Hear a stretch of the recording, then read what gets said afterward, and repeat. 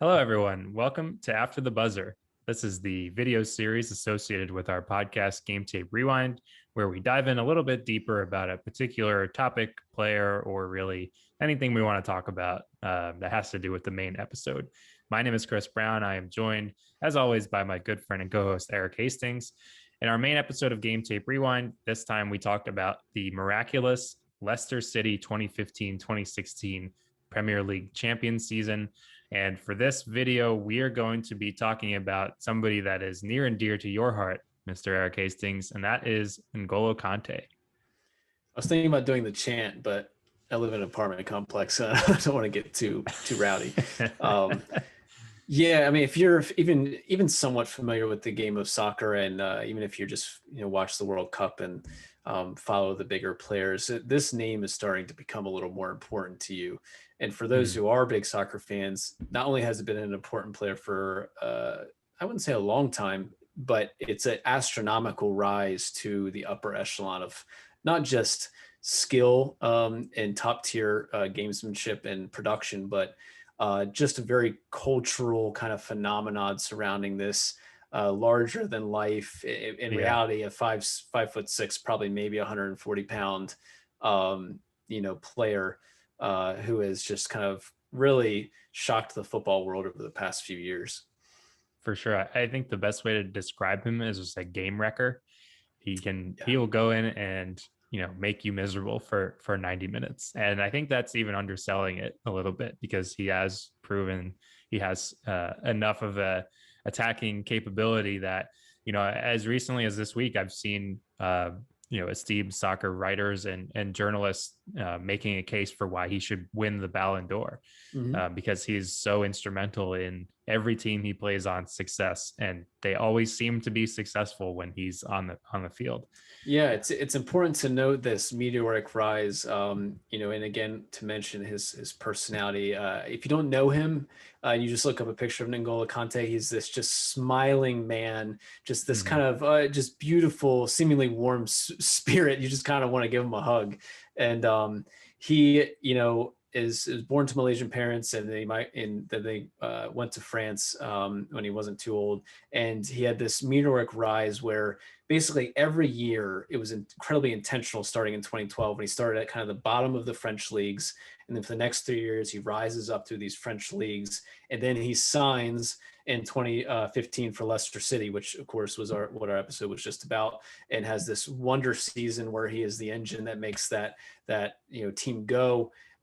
If you're unfamiliar with his style of play, he's really a box-to-box midfielder. He goes after every ball. If you were watching the Champions League match, which this beautiful team just won last week, he was named man of the match because he won so many defensive stops and balls against players. And as you said, he's just a game wrecker. And the story really started with Leicester City, but he has won every major soccer contest that you can think of at this point, Chris. If I'm right here, let's go down the line. We have 2015 Leicester City, right? Premier League. Yep. The next year he's moved on to Chelsea. So they win the Premier League the next year. So he's back-to-back titles. And you have an interesting stat about that. Is that right? Yeah, he was the first outfield player to do that, to win back-to-back Premier League titles with two different teams since other fellow Frenchman Eric Cantona in 1992-93, which was the first and second seasons of the Premier League. So pretty elite company, I'd say. Yeah, I'd say so. So you have the back-to-back Premier League titles. Then 2018, France, he ends up playing for the France national team and is, arguably the second best player maybe on that team that year. Some would say first at times. You have Antonio Griezmann, you have Paul Pogba, you have some great defenders on that team. Hugo a lot of good players. Sure, Hugo Lloris. So they end up winning the World Cup. So add that to the resume. The next year, Chelsea wins the Europa League in 2019.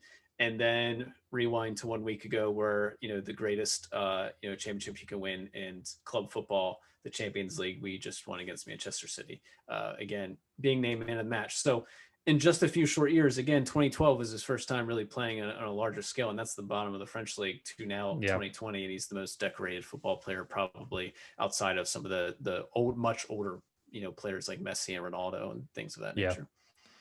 and he's got, how much of his career left to go. I think Sure. the best word to describe it is what you said earlier, meteoric.